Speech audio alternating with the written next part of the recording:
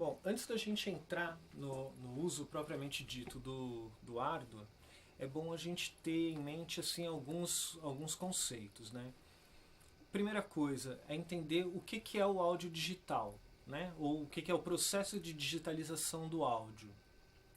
Então, quando a gente está fazendo uma gravação, o que está acontecendo ali, né? O gráfico está sendo exibido, ele mostra como acontece o processo de digitalização do som.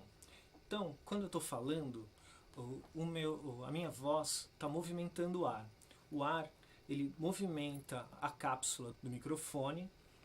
O microfone transforma esse movimento numa onda elétrica.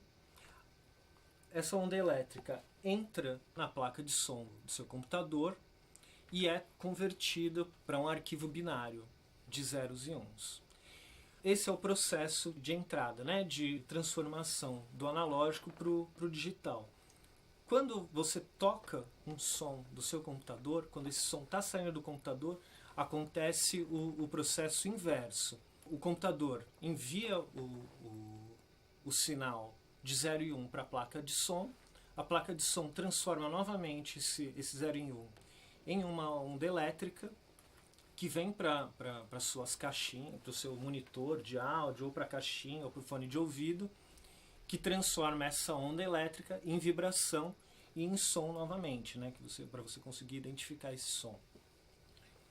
Para que a gente consiga ter um bom aproveitamento aqui do nosso curso, a gente vai entrar assim, muito profundamente na questão do áudio e da acústica, né, mas a gente vai elencar alguns conceitos que vão ser importantes na hora de utilização do software.